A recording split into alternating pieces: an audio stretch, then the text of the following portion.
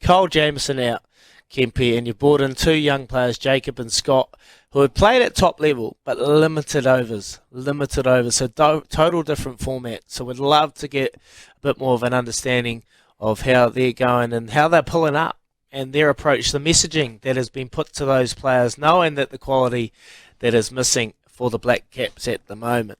So Gary, are you there? You got me, guys? Yeah. Sorry about that. And you can understand the cyclone has affected all the phone lines around the country, so you just break it up a bit. But we're talking about Jacob and young Scott coming into the squad, only playing limited cricket over. So how are they doing arriving into the squad yesterday? No, they're good. They arrived late last night, so we'll train this morning. It's been about as disruptive as you could imagine, with players coming from everywhere and being ruled out at the last minute. So it's certainly a challenge, but look, I mean, that sometimes can bind you and make you better as well. So we're looking forward to what's ahead. So when you think of the Kyle Jamieson situation, we had a caller earlier on in the show, and hindsight's a beautiful thing, you know. You hopefully could have done anything different. Was playing him in those 2-day match against the English side probably the right one when you think about it?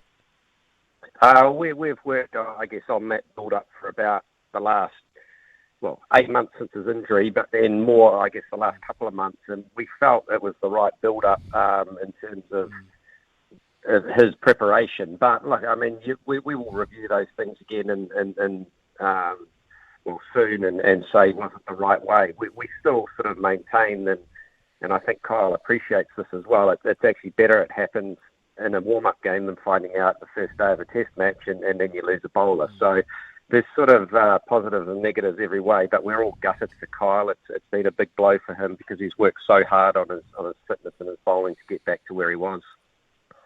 Do we have an understanding of how long the stint would be on the sidelines? Like I've been out there, I've had a wee haggle out on the cricket field, and the back is a very serious injury, knowing that the force that you, as a fast bowler, put through your body, in particular your back. Yeah, so Kyle's catching up a surgeon later in the week, and I think once they've decided which way to go, whether it's going to be surgery or not, I think what I understand is surgery will speed up the process and potentially make it a lot quicker. So he could be back bowling with sort of 4 to 5 months, is I guess, best case scenario for us. Hey, Gary, like everyone's been asking the question, and I guess we've got to ask you this question as well, just to be clear. How close did you come to approaching Trent Boult to be involved? Look, we've had conversations with Trent the last couple of weeks just around where he's at and also our stance on it as well. At the end of the day, Trent turned down the national contract about 6 months or so ago now and has chosen to play in some of the other leagues. And our stance has always been that's fine, and then we appreciate what he's done, but we also need to take priority and keep looking forward with our team as well. So in this instance, we've gone that way, but we certainly have considered it strongly as well.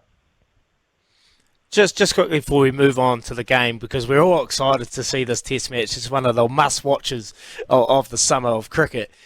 The stance that you're talking about, I think New Zealand Rugby are going through a similar situation when players are playing offshore and coming back into the fold. Do you feel like the stance that you're standing at the moment could potentially change in the future, knowing that the quality that we have with Trent Boult, or are you just trying to stay firm on the mana behind the jersey, and then people playing in New Zealand, they deserve the opportunity?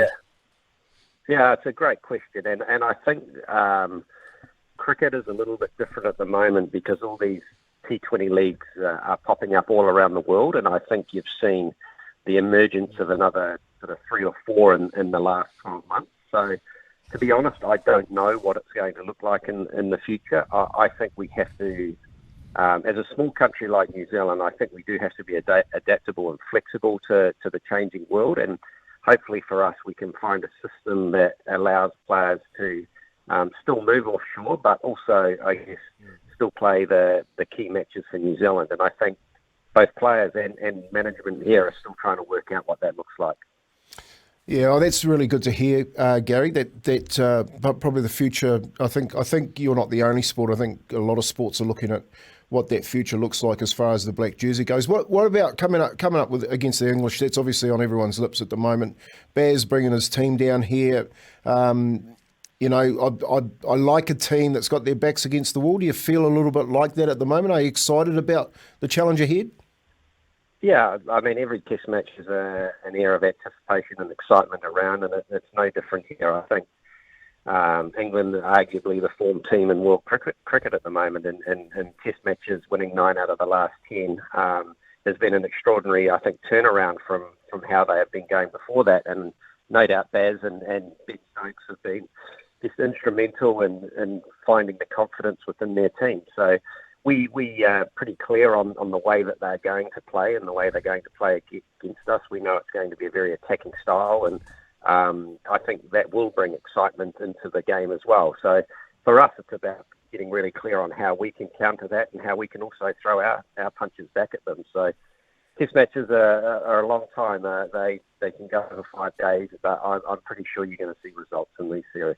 Oh, I'm pretty sure as well, mate. There ain't going to be anything left out on the field when these two sides go at it. So let's talk about combinations. There's been a lot of chat, the combinations that you approach this test match, carrying an extra spin bowler, or do you carry the seam bowlers knowing that who you've got at your disposal? I know you won't share too much, but has that been at the forefront of all the conversations? Yeah, I think Mount Maunganui traditionally is the one of the pitches in New Zealand that turn a lot more than other ones do as well. So I think there's definitely a chance that there'll be a spinner involved. I guess for us, it's whether there's a second spinner is one of the things that we have talked about. So we have that in our squad if we go down that line. But whatever happens, we're going to have a debutant, maybe 2 within the team as well. And I think that's always exciting for the group as well to see new people come and pull on the silver fern and represent New Zealand.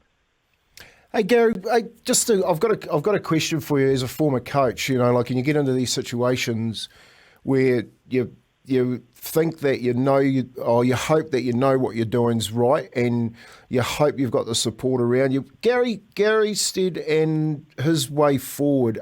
Is there something that you can see that you would like to enhance the team and just get your hands on a certain way? Like, is there something out there that you think we can be doing better?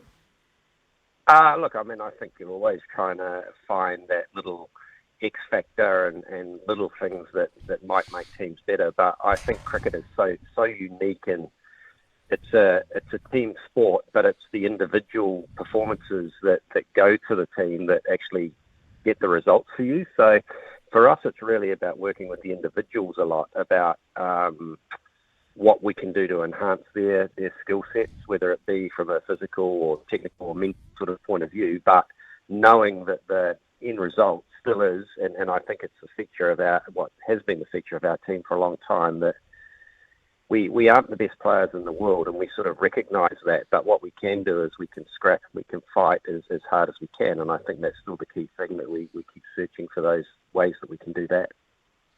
Well, someone that loves a fight and a scrap is none other than Tim Southey, and he's come along a long way. So tell us about your combination, your kind of relationship with Tim Southey. It's come along pretty soon into his tenure, but how's he tracking, mate?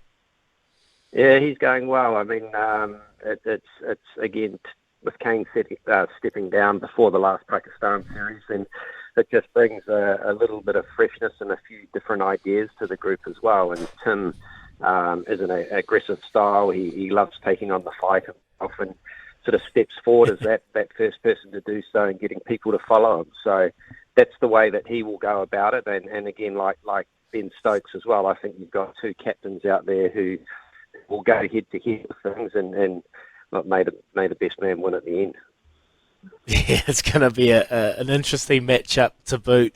And just quickly, mate, Kane Williamson, everything's all good. His body's looking good, and he's ready to rip in. I'm expecting and I'm hoping he's going to put on absolute Kane Williams performance over the next couple of weeks.